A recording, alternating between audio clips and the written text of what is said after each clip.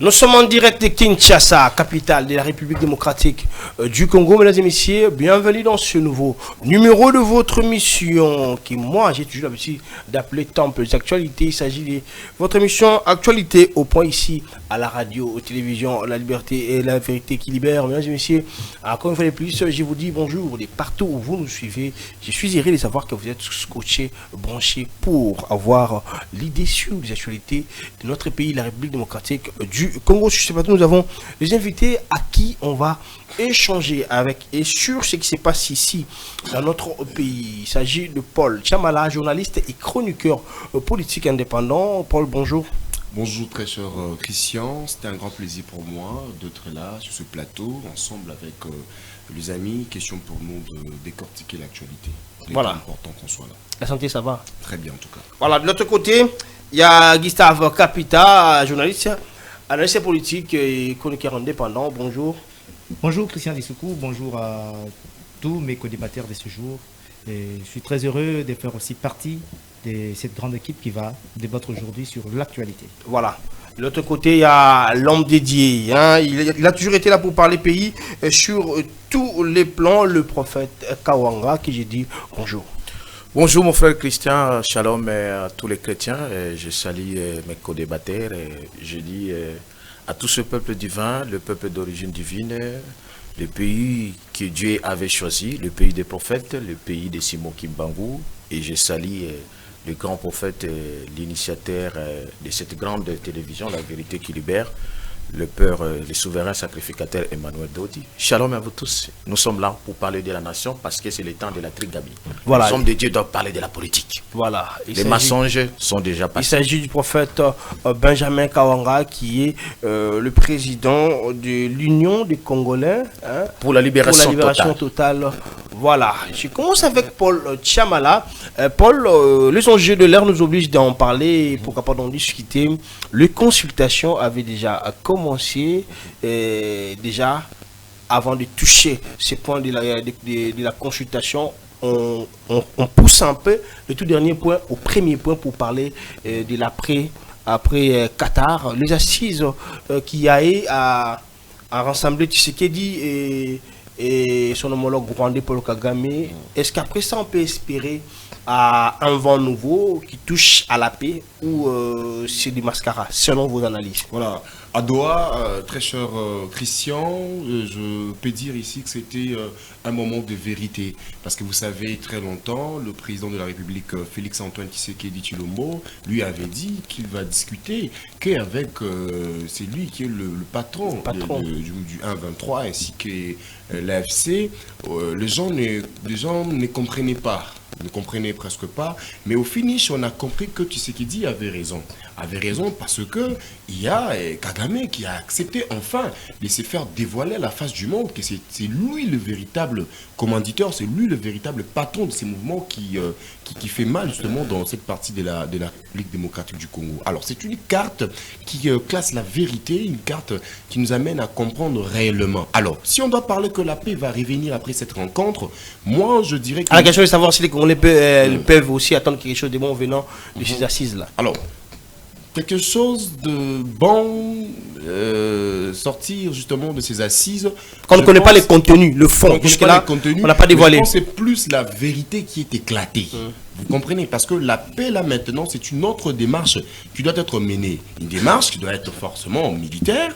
Parce que vous devez le savoir, malgré le cessez-les-feux obligé, le cessez-les-feux obligé par multiples décisions, encore rencontres diplomatiques, le 1-23 ne respecte pas, malgré la résolution des Nations Unies, et c'est pour parler de Luanda, de Nairobi. Tout ça, on sait bien que ces gens-là n'acceptent pas toujours cessez-les-feux encore à replier. Alors nous, on pense que le moment serait maintenant d'une démarche qui sera purement militaire. Et là, nous faisons confiance à notre armée et on sait bien avec le Ouazalendo qui résiste jusque-là.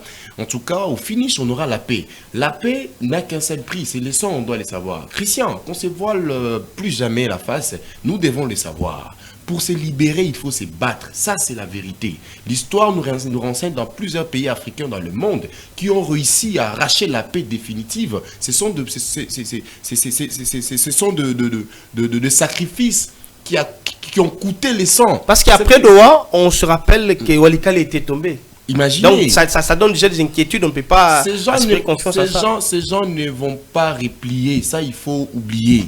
Ils sont prêts à faire du mal aux Congolais. Et nous pensons bien que la démarche qui doit être menée, cette fois-ci, c'est une démarche militaire. Alors, espérons bien que tout le Congolais, puisque nous sommes Congolais, nous devons nous préparer pour rassurer un avenir meilleur. Merci beaucoup, Gustave Kapita. De votre côté, est-ce que vous pensez que ces assises de Doha, juste après ça, parce qu'on parle du contenu de cette rencontre, on parle d'après ça, parce que ça a donné l'impression d'apporter la calmie, parce qu'on ne sent pas là où ça tire de l'autre côté, jusque-là, mais sinon, juste après cette rencontre, on a vu Walikale est tombé. Est-ce qu'on peut espérer ou continuer dans d'autres démarches de guerre parfois? Oui, on peut toutefois espérer parce que lorsque nous regardons la volonté que le chef de l'État a et l'appui qu'il a des peuples congolais qui est toujours à la quête de la paix, on espère une paix durable qui sera un peu trouvée là. Mais la paix durable ne doit pas être trouvée juste par des négociations comme ça. Non, on doit faire un grand effort pour essayer encore de renforcer au sein de l'armée.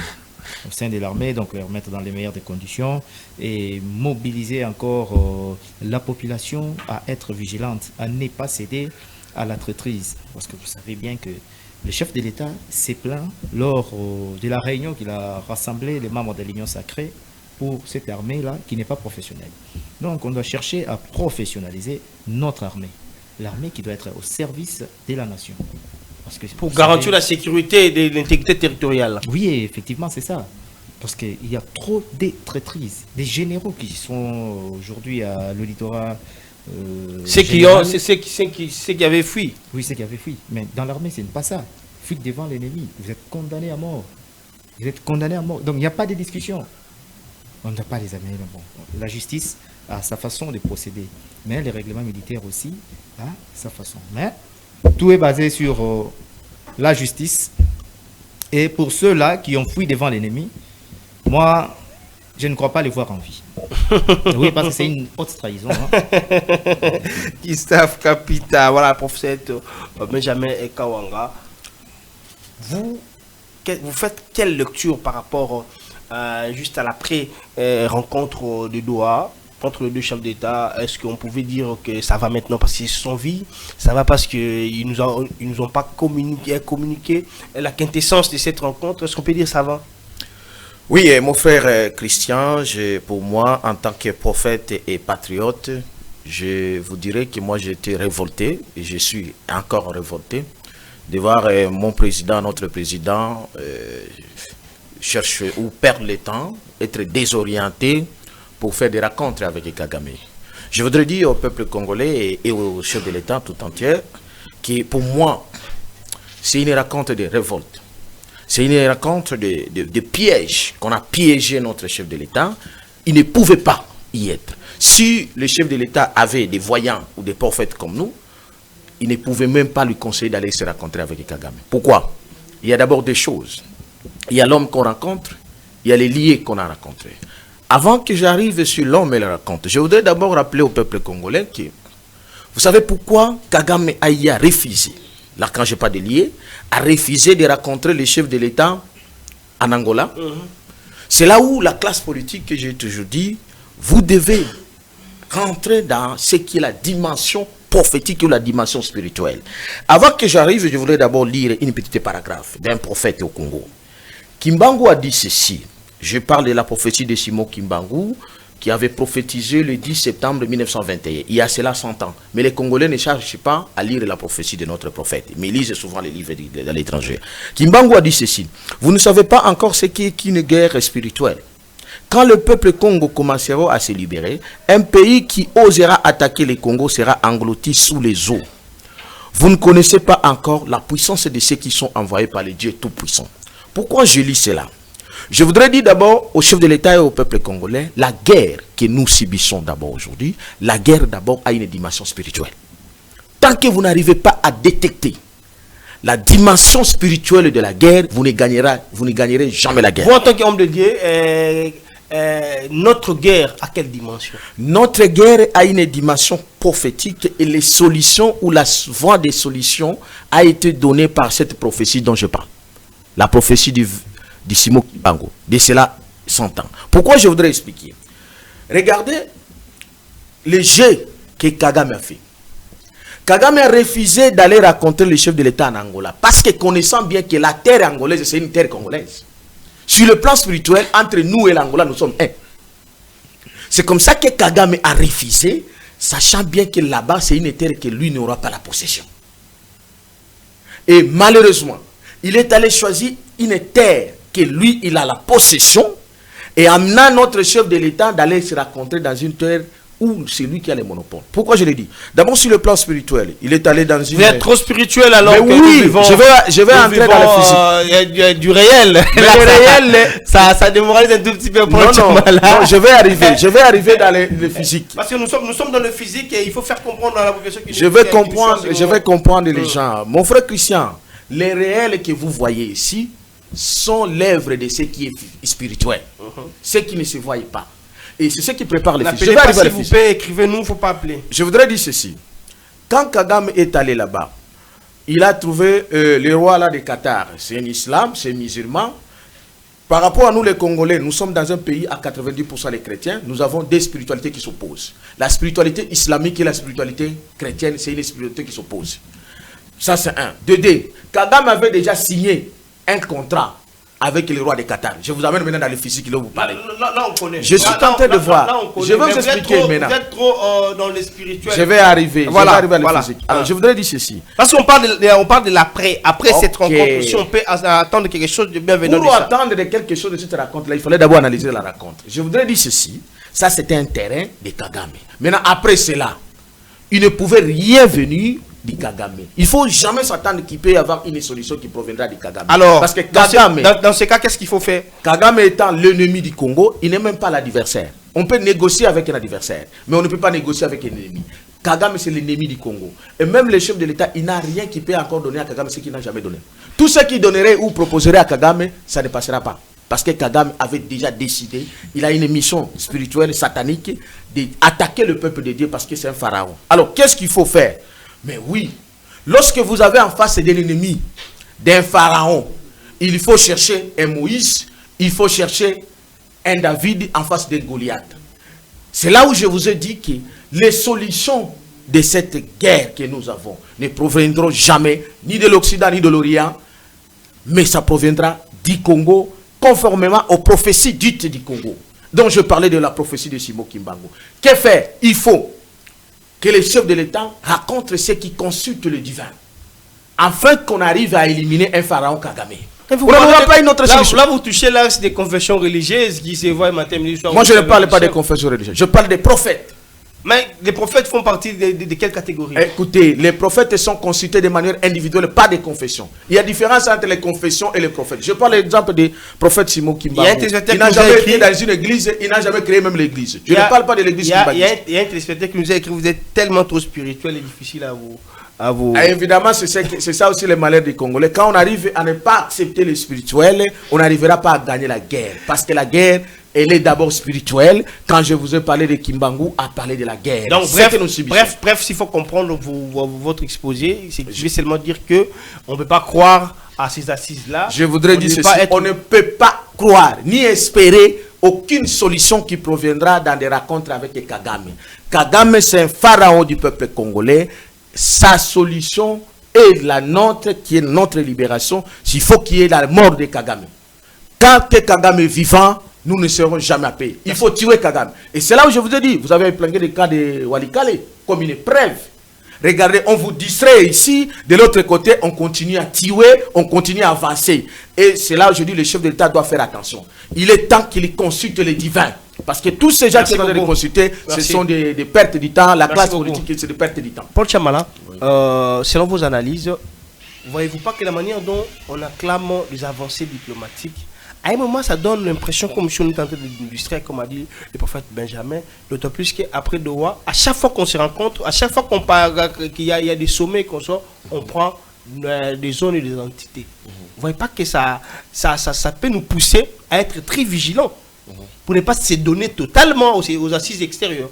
Alors, on ne peut pas nier, je dirais, cette réussite du chef de l'État sur le plan diplomatique, parce que, cher Christian, avec moi, vous allez être d'accord que ça fait très longtemps que le Congo ne prenait plus part, justement, à des rencontres diplomatiques de grande envergure. On était presque effacés. Qui allait représenter le Congo?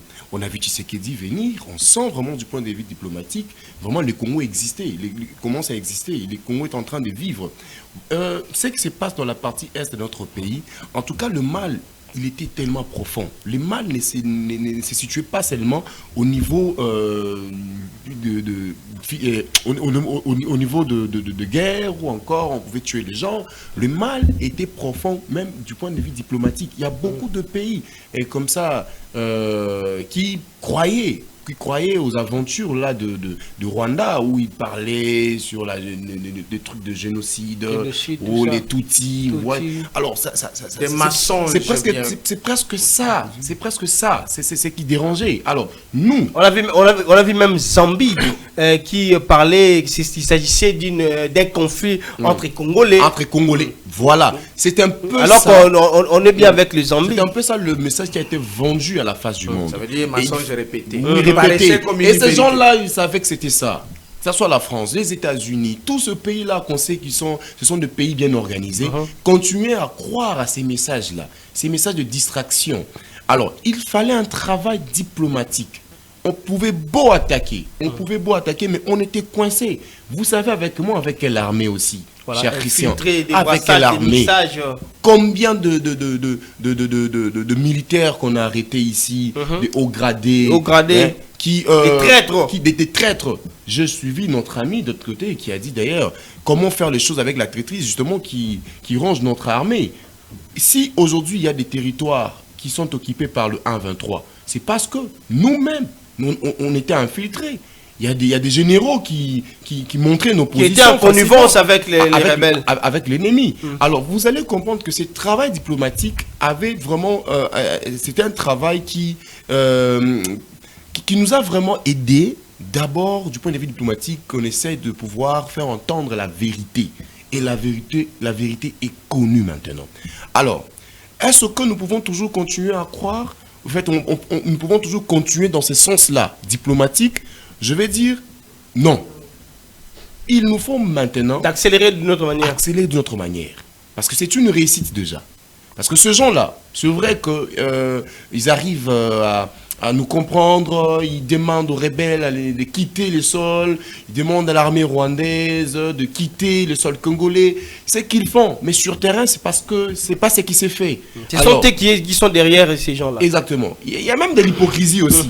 Mais ce que nous, on cherchait, on a quand même obtenu. On voulait bien que tous ces pays-là pointent le Rwanda du doigt. Oui. Parce qu'on voulait bien. C'était compliqué que ça se passe comme ça. Alors, puisque c'est fait, moi, tout ce que je peux demander, c'est ce que j'étais en train de dire lors de ma première prise de parole, que je vais demander à ces stades que l'on travaille fortement notre armée. Nous avons 26 provinces.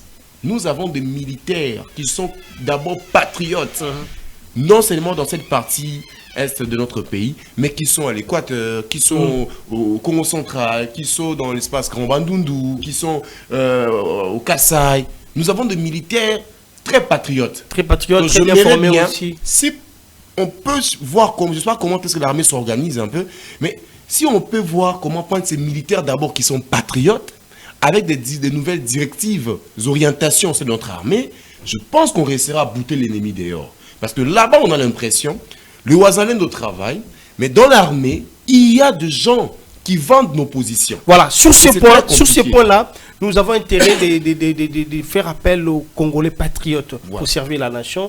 Et nous avons intérêt de mettre en place des militaires très patriotiques, comme vous venez de le dire.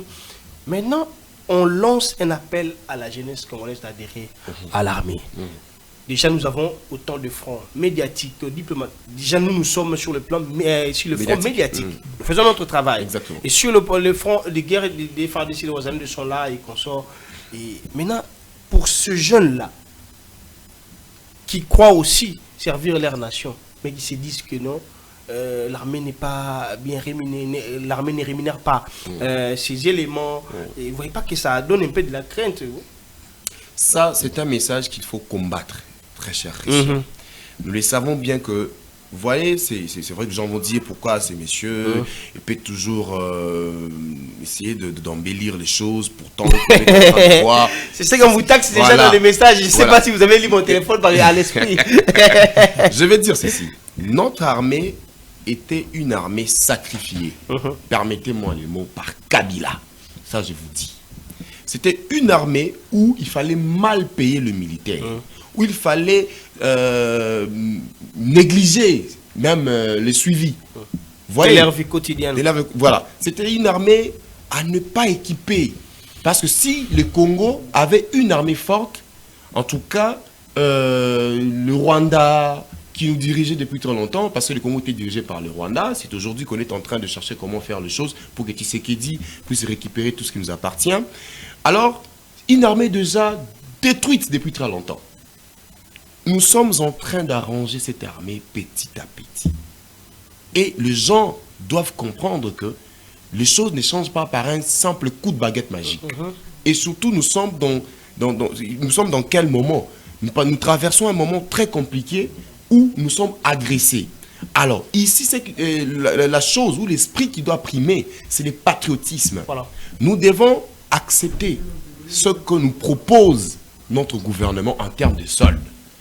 Adhérons. Et puis, nulle part au monde, un militaire dépasse le salaire de ministre. C'est un engagement patriotique. Lorsque vous acceptez, voilà même une fois le jeune qui avait posé la question au VPM de transport, à l'UPEN, moi je dis, mais si j'étais là, ou peut-être j'étais modérateur de cette activité, ou j'étais parmi les jeunes qui étaient là, j'allais demander aussi la parole pour dire à mon ami jeune que d'abord, entrer dans l'armée n'est pas un appel sous pression. Oui, obligatoire, c'est facultatif. C'est pas une obligation. Voilà. C'est facultatif, tu peux ou ne pas. Que ceux qui adhèrent à l'armée, c'est pas patriotisme.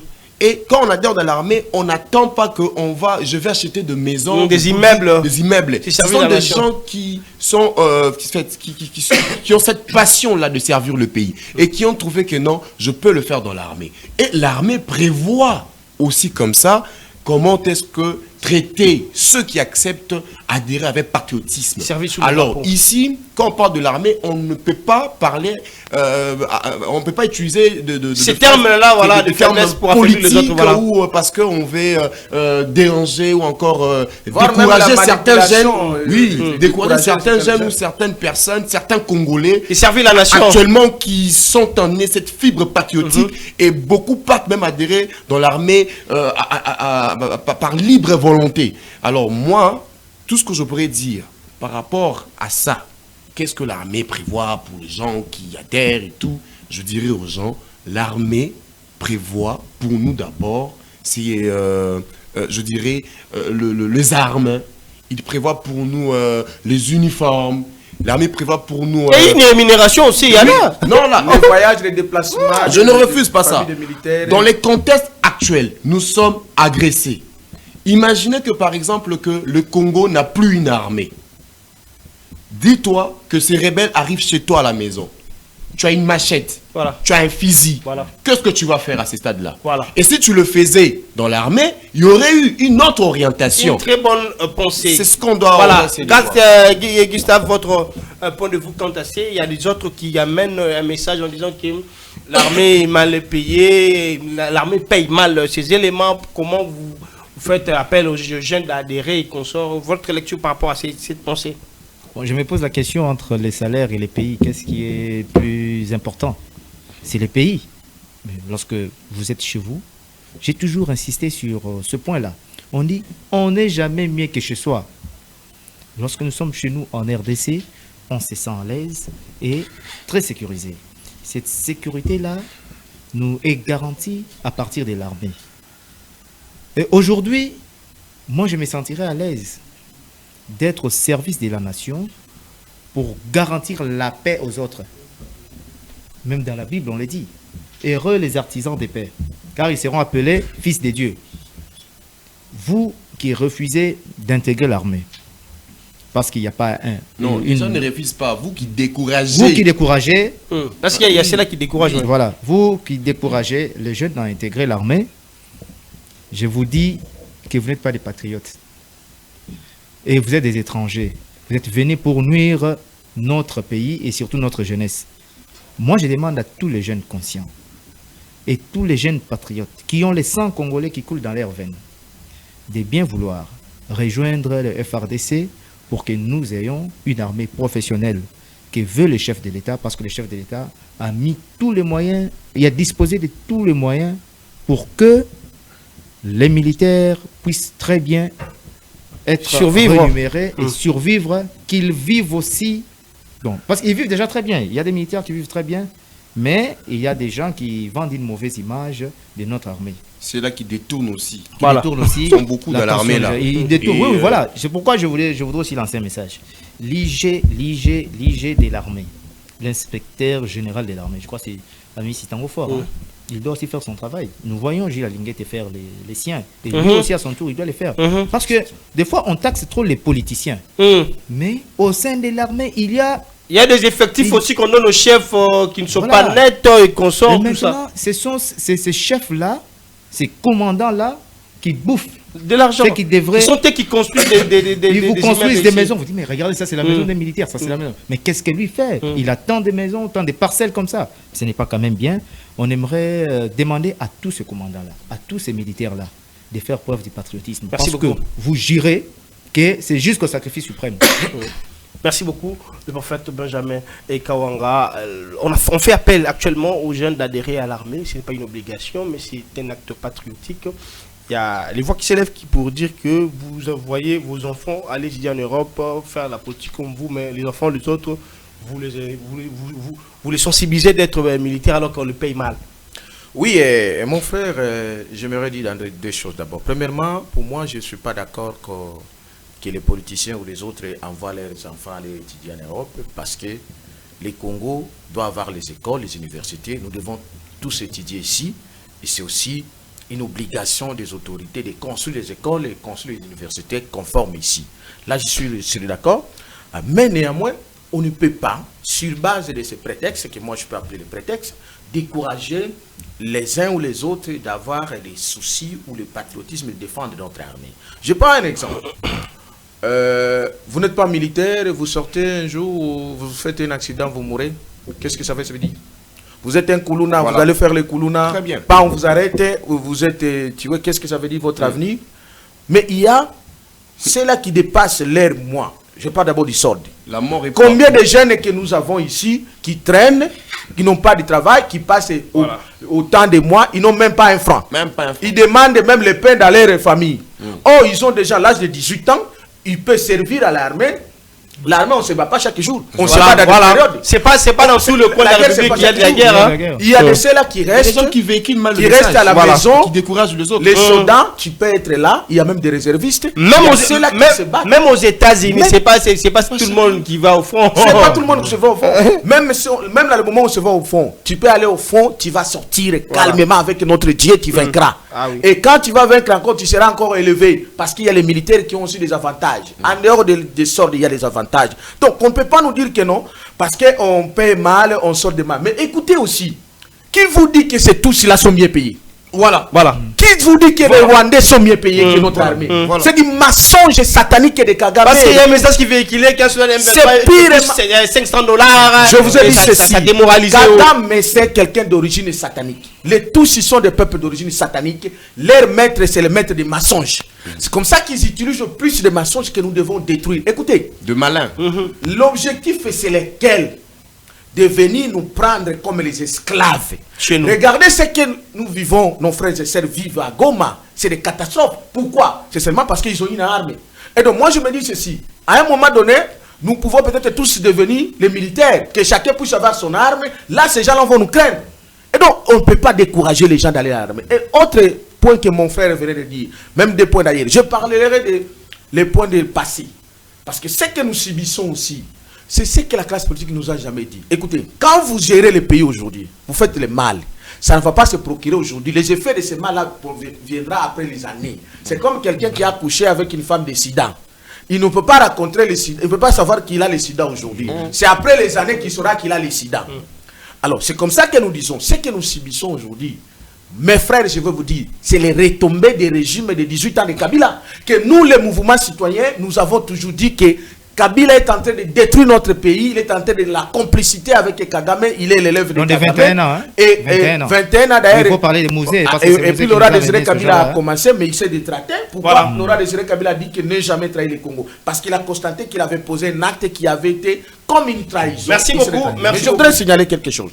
Le deuxième point que mon frère avait dit, mais il faudra que le chef de l'État, parce que là je veux parler directement au chef de l'État, qu'on essaie encore de remanier les officiers de notre armée. Parce que ce n'est pas possible. L'inspection générale de l'armée, qui ne travaille pas comme il faut, par mon frère du maniement général Amissi Tangofor. Non seulement nous connaissons qu'il était du RCD, il était aussi proche de Kabila, mais c'était le moment qui doit se démarquer. Parce que tout s'est lavé aussi. Tout ce qui se passe, il y a une grande complicité. On envoie la nourriture, on envoie même de l'argent. Ça n'arrive pas. L'argent n'arrive pas à leur destination. Pour qu'on nous explique tout ça. Que fait le travail? Que fait l'inspection générale de l'armée? Parce que c'est une institution qui est presque indépendante, capable de sanctionner. Mais est-ce qu'il n'y a pas une complicité? Alors moi je me dis qu'il faut que les chefs d'État ouvrent l'œil et les bons. Parce que les choses ne marchent pas dans tous ces officiers-là. Et surtout, les officiers qui sont venus des RCD, et même dans les... Il faut faire sortir tous ces officiers qui sont des RCD. Le message depuis ces malhonnêtetés de Kabila et Kagame, il faut le faire sortir d'abord dans les fonctions. Soit les donner d'autres fonctions, mais pas des fonctions qui contournent l'armée. Les fonctions du commandement. Non, parce que ces gens-là sont... En quelque chose, nous devons douter avec eux, puisque l'esprit de patriotisme insiste être vigilant. Merci. Nous devons être vigilants même à Montréal, je suis de commun accord avec vous pour faire une petite transition avant d'entamer le tout dernier point, la toute dernière thématique de notre débat d'aujourd'hui. Là, on va souhaiter les anniversaires à un téléspectateur spécial de RTVL qui nous suit depuis quelque part ici. Il s'agit de monsieur Johnny Bolowa Kayembe. Joyeux anniversaire à vous. Est-ce qu'on peut prendre la photo de monsieur Johnny Bolowa Kayembe qui nous suit depuis quelque part à Montréal? Est-ce que je suis de même langage que vous? Merci beaucoup. Joyeux anniversaire, que du bonheur à vous, monsieur Johnny Bolowa Kayembe. Que du bonheur, le bon Dieu vous donne ce que désire votre cœur, plein succès, plein de bonnes choses dans ce que vous faites, que le bon Dieu vous donne la paix, la grâce, la longévité et surtout aux Amalamu, aussi à l'Ambo, c'est souhait et à Christian Lissou, votre frère, pourquoi pas à Paul Chamala qui vous aime aussi beaucoup. Quel bonheur, mon frère, voilà, de retour sur ces plateaux. On prend un élément de transition, il s'agit d'une activité, une activité festive qui commémore le mois de mars, mois dédié à la femme. La fondation Justine Yanga Masengu a échangé avec le maman sur des sujets importants touchant ainsi l'autonomisation de la femme. On prend cet élément et puis on se retrouve juste après pour entamer la deuxième partie de notre émission. Salle de fête Baoba dans la commune de Kassavoubou a servi de cadre pour la fondation Justine Yanga Masengu qui a organisé une grande activité sous le thème « La femme congolaise au centre de toutes nos ambitions ». Cet événement a rassemblé de nombreuses autorités et invités de marque, tous venus célébrer la femme lors de cette conférence débat. Une activité qui a débuté par la prière de la nation, suivie du discours de la présidente de la fondation Justine Yanga Masengu. Dans son allocution, elle a souligné l'importance de promouvoir l'autonomisation de femmes, la masculinité positive ainsi que la restauration de l'équilibre social. À nous, chers participants, nous demandons juste à ce que nous puissions arriver à implémenter tout ce qui a été dit en ces jours. Cette conférence débat comprenait plusieurs panels animés par des intervenants de qualité et qui ont abordé les sujets touchant ainsi le secteur de l'économie, de l'entrepreneuriat, du social et de la politique. L'objectif était de motiver les femmes membres de la fondation Justine Yanga Masengu à comprendre leur rôle et leur importance dans le développement du pays et tout en contribuant activement à la société. Par la même occasion, la présidente de la fondation Justine Yanga Masengu a été honorée par l'association de journaliste et chroniqueur politique proche de la population AJCP et qui lui a décerné un diplôme de mérite pour ses actions philanthropiques en faveur de veuves, des orphelins et des filles mères. Madame Justine Massé-Ouyama, vous avez la moralité et l'éthique irréprochable. 2. L'honneur et la dignité dans toutes ses actions. 3. Une réputation fondée sur l'aspisme et la bienveillance.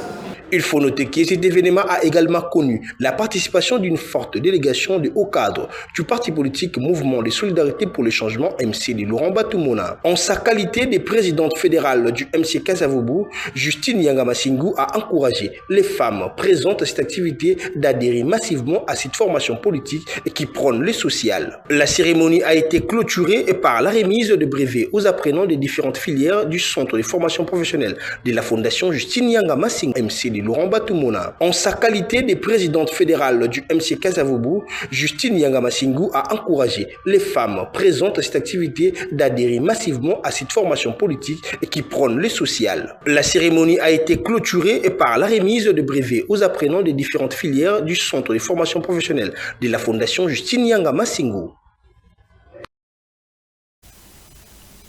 Voilà, merci Montréal pour cet élément de transition. Nous voici à la deuxième thématique de notre mission. Je commence avec Paul Chiamala. Il y a eu le début des consultations, chers confrères.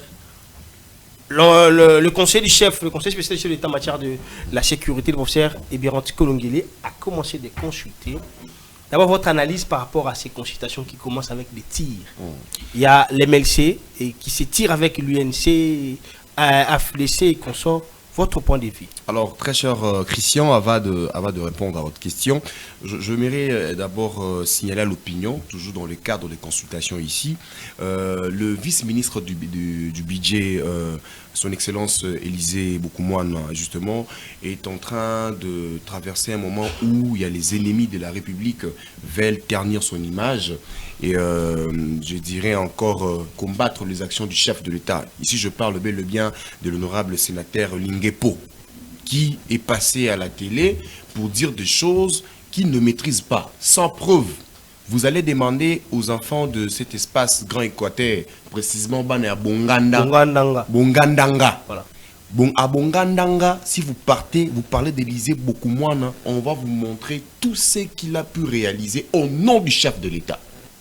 Il faut aller voir. Mais quand vous voyez un responsable comme l'honorable sénateur Lingepo passer aux médias, dire des choses sans preuve parce qu'il veut seulement ternir l'image d'une personne qui est vraiment considérée auprès du chef de l'État. Parce que vous allez comprendre que le ministre Élisée Bokoumouane, depuis qu'il a commencé avec le chef de l'État, il n'a pas traversé de l'autre côté. Son histoire, même s'il faut lire, vous allez comprendre qu'avec l'UDPS, c'est une question de fidélité.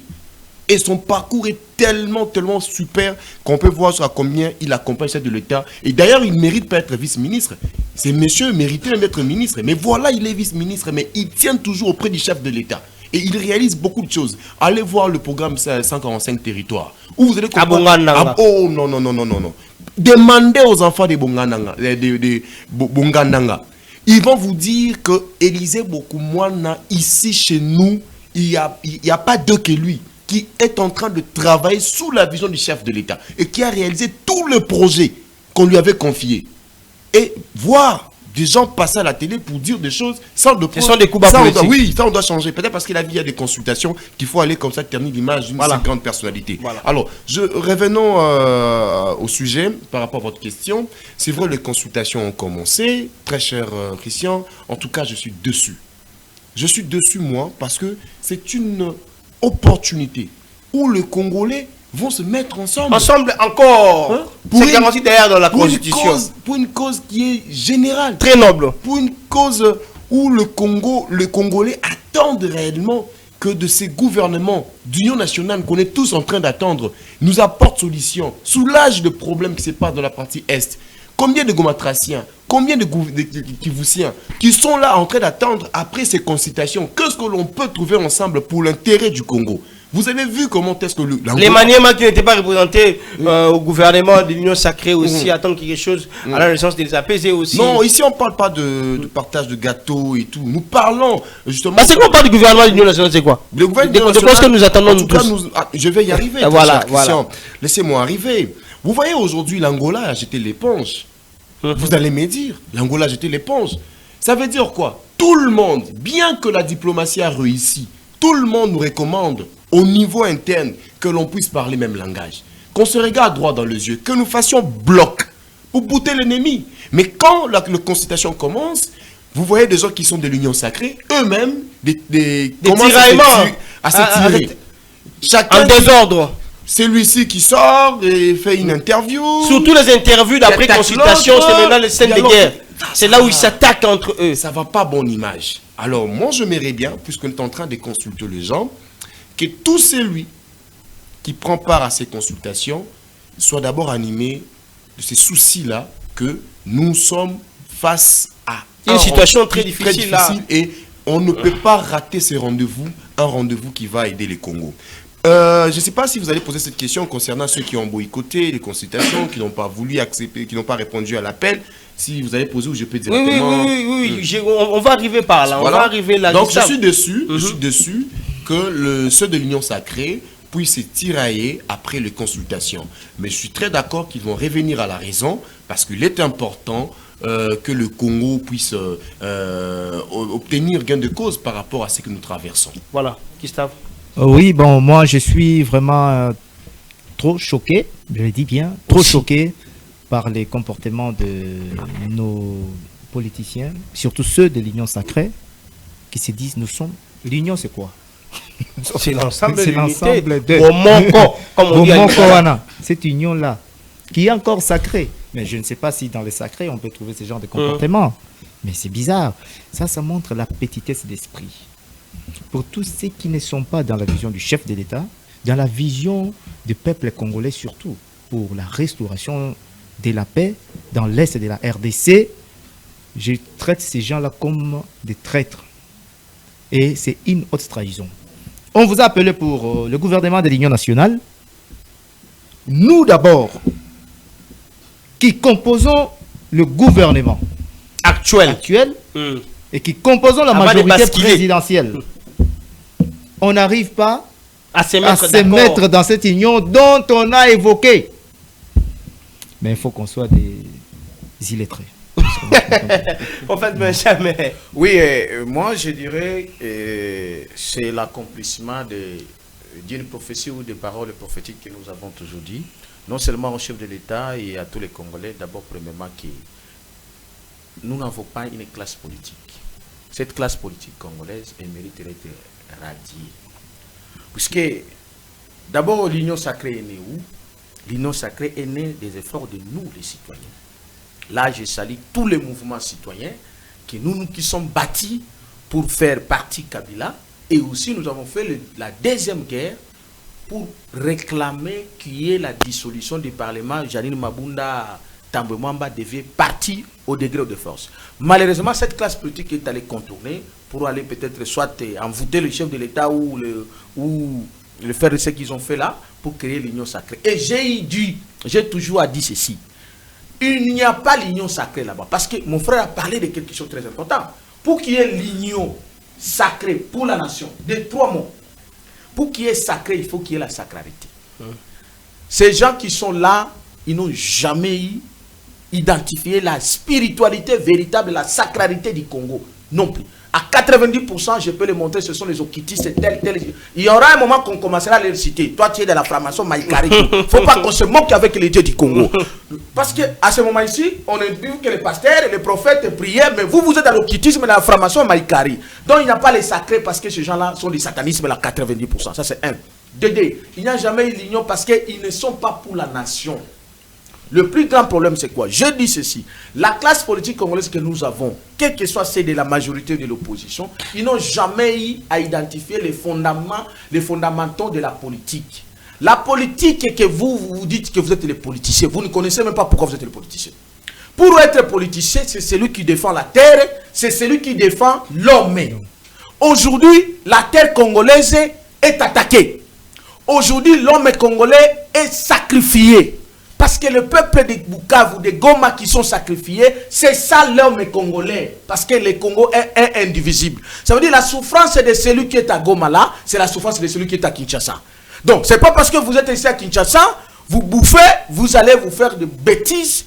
C'est là où je dis, ils ne sont jamais, on n'a jamais eu une classe politique qui n'ont pas l'esprit patriotique. Parce que celui qui a l'esprit patriotique, c'est celui qui se bat pour sa terre et pour son peuple. Mais il n'y a pas l'union sacrée. C'est l'union, c'est pourquoi j'encourage ceux qui ont déjà toujours dit l'union sacrée. Parce que ce sont les gens qui sont venus pour les majors. Et j'ai dit, le chef de l'État lui-même l'a dit, il est décis avec ça. C'est pourquoi nous, on l'avait dit, nous, les mouvements citoyens, l'union des Congolais dans notre plateforme, l'Union des Congolais pour la libération totale. C'est une occasion pour le chef de l'État de consulter les mouvements citoyens, les vrais patriotes. Les vrais patriotes peuvent constituer un gouvernement de nationalistes, des patriotes qui vont défendre ce pays plus que ces gens-là. Que le chef de l'État se foudre avec tous ces gens-là. Merci beaucoup. Qu'ils consultent les citoyens. Merci. Que les conseillers spéciaux arrêtent de consulter leurs amis qui vont venir devant les micros pour se tirer de n'importe quoi. Nous pouvons commencer à dire, toi tu es d'abord avec Kagame. Toi tu es avec M23. Merci. Tous ces gens-là, d'ailleurs, Nanga l'avait dit, ils sont complices. Voilà. Nous les connaissons aussi, nous allons les citer les moments. On fait la dernière tour la dernière round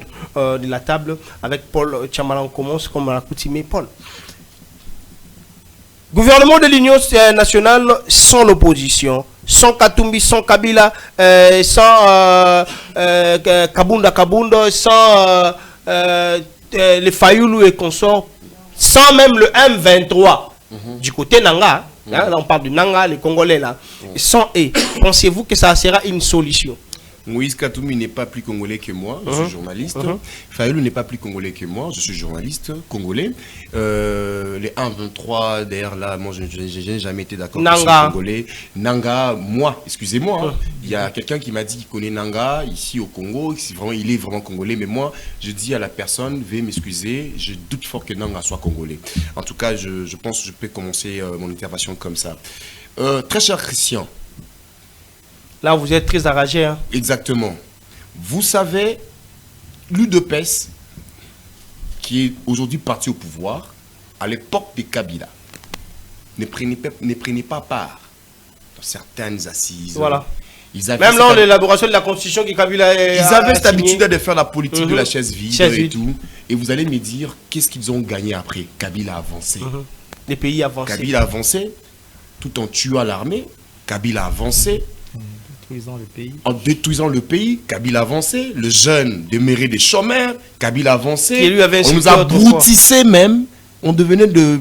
Je ne sais pas comment expliquer, mais Kabila a avancé. Pendant que l'UDPS refusait, Kabila lui a avancé. Et il a consommé son temps, puis il est parti, il cherche à revenir via les armes.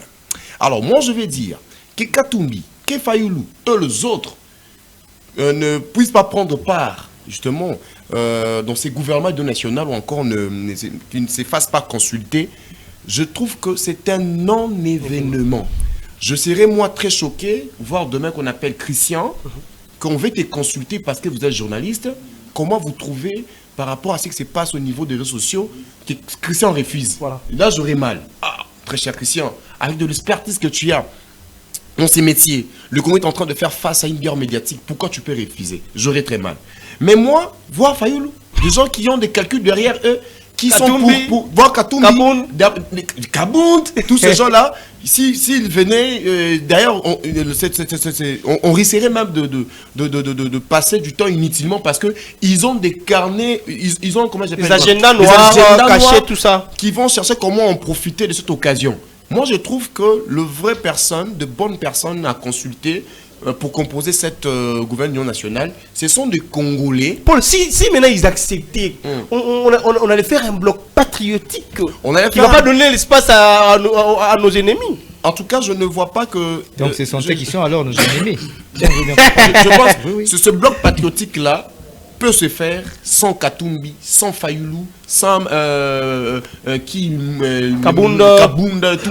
On peut faire ces blocs patriotiques et le Congo va avancer. Donc, toi, tu penses le Congo ne va pas dormir. C'est un non-événement, surtout quand il s'agit de personnes qui ont des agendas cachés, de personnes qui travaillent pour Kagame, qui travaillent pour les expatriés, qui cherchent à tout, qui sont remplis de la haine à l'endroit d'un Congolais comme certains, parce que d'autres ne sont pas des Congolais. Ici, si on risquerait de beaucoup parler, on va ouvrir des choses dont Tamier ne pas aller très loin. Beaucoup. Mais on reste là. Merci. Nous, on reste journalistes, on voit les choses, on va continuer à défendre, parce que si on est journaliste, on n'est pas exclu aussi à émettre un avis, pour l'intérêt commun. Donc je pense que c'est un non-événement. Ils peuvent rester là, attendre que Tshisekedi finisse son mandat, et puis il y aura les élections. Si les Congolais vont voter parmi le 4 ou le 5 là, oui, un d'eux sera président, mais je ne pense pas, parce qu'ils ont vraiment découragé les Congolais. Actuellement, on a atteint un niveau un peu plus élargi de réflexion, de pensée. Les Congolais ne votent plus par sentiment, et puis les Congolais ne soutiennent plus n'importe quoi. Merci. On a grandi. Merci beaucoup. Voilà. Le gouvernement d'union nationale, c'était un gouvernement où le peuple congolais vous a tendu la main pour que vous puissiez lui apporter la paix. Et lorsque vous avez refusé, donc vous vous êtes exclu à cet amour-là du peuple congolais. Le peuple congolais vous a témoigné un certain amour pour avoir des solutions aux problèmes qui dérangent le pays, qui dérangent la quiétude des paisibles citoyens. Chers frères, venez ensemble, nous allons combattre pour les Congos. Mais dès que vous refusez, vous êtes exclu à l'amour que le peuple a à votre égard. À regarder d'abord les trios qui consultent les différentes classes politiques, sociales, et ainsi de suite. Donc, nous avons Eberand Kolongele, nous avons le questeur du Sénat, Topin Kabongo Mukengeshai. Mais c'est quelqu'un de loyal. Et le Birkaba du chef de l'État, André Wameso. Donc ce sont des gens qui ont témoigné une certaine loyauté auprès du chef de l'État et surtout auprès des Républiques démocratiques du Congo, parce que ils ont des œuvres qu'ils ont eu. Ils n'ont pas les messages. Non, bon, jusque-là, moi, en ce que je sais, pour Topin Kabongo Mukengeshai, je n'ai pas vu quelque chose de... Donc il n'est pas plongé dans la destruction de ces pays, mais nombreux sont plongés dans la destruction de ces pays. Et il refuse la main tendue du chef de l'État. Et pour ceux-là, qui commencent à se guerroyer avant que le gouvernement ne soit formé, je leur dis malheur à eux. Car merci. Les peuples s'en prendront. L'homme de Dieu. Oui, mon frère Christian, nako profiter na lobango bien à lingala. Nako banda na langage ou bien ou balobaka proverbe moko tolobaka na lingala. Soki mboka ezozika na mutu baweli la kawapi baweli la kisika mboka ezozika ilingi koloba boye esika mutu moko azana problème na ye personnel na esika batu belé bazana ba problème baweli la kisika batu belé ba problème et na tribu na ngai musongola di Maniema balobaka langage moko boye mbela talé na bokota. Ça veut dire quoi? L'appel n'a pas un chef. Soki ba bengi yo ko bunda na appel ti. Olobinga na chef na koya te kende nan oyebite pourquoi bengela ronini mba ko bengela ronini ndenge bazo benga wa tam susu na coutume na biso bandolo baboy ko ya pe koko moko za na baraza na barza wana abalakisho pondu yaka kolia pondu yo monika pondu boy nzoka za na musuni wana mena naningi na loba boy yami bale na ngina loba ba politicien na biso vraiment na otala bino na bino boza na opposition lelo toyebi ngana bino toyebi ke président Tshisekedi ndenge azana insente to bosani yango te toyebi ye na batu na ya union sacrée ba bango sente ba yibaka ndenge pe bino bo yibaka ba sala pe mabe ndenge pe bino bo sala mabe bino mo bo mitala nan ça je vous parle en tant que prophète bango pe ba yibaka bino nyonso bo yibaka bino nyonso bo na ba ndako na poto bino nyonso bo sala contentieux na bino mais siko awa tozana problème nini ya mboka bomi bengaka ba politicien pona ni ba congolais ba yokanga un politicien azali mutu oyo lelo azali kotia makanisi na yeke lobby akamba mabele ya Congo akamba ba congolais siko mabele ya Congo nde ba Rwandais bazozwa Ba Congolais on y a espéré que ba diriger voilà. Des bazoboma. Baboma, voilà. Vous dirigez banane. Comme un président esclave.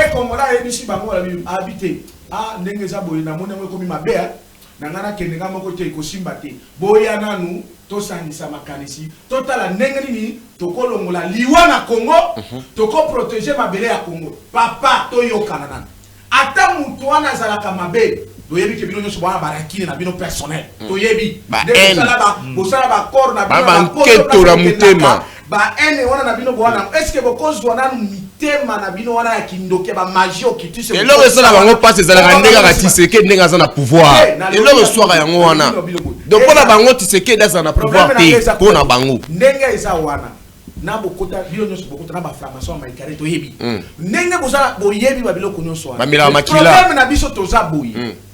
Est-ce que beaucoup ça pour une fois pour l'intérêt de la nation, pour l'intégrité du pays, pour protéger la mabile, la difficulté,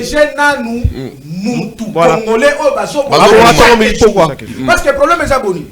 Tant bozo boya, boye bisabiso, ba congolais de sobola na ba nolingika kana kotanga moko na moko kwa boye bisabiso, bozali kozela M23 et ya pour bokota na gouvernement na bango. Ça, c'est quoi seulement? Je vous dis merci. C'est quoi ce qu'il a dit? Merci, merci. Vous allez traître. Pour le gouvernement, on boucle par cette question du prophète Benjamin. Bino ba politicien bozo boa bino ba opposant. Biso ba citoyen, ba peuple congolais, toko pesa bino carte rouge. Nzambe à Congo, à libérer Congo. Sabino ou pas. Merci beaucoup. Le Congo c'est biso nyonso, eza ba journaliste, eza ba pasteur patriote, toko lata tenu, toko kota, toko bunda. Congo toko bunda. Voilà ba rapport. Kanisake M23 na bino, na Kabila na Kagame osala na bango club ba kokoma hapo wana kozwa mbongo lisusu. Écoutez, merci beaucoup, merci.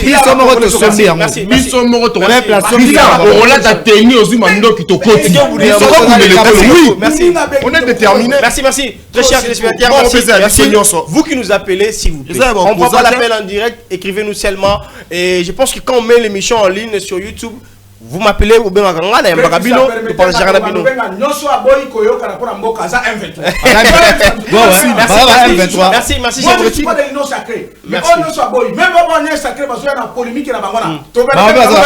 merci.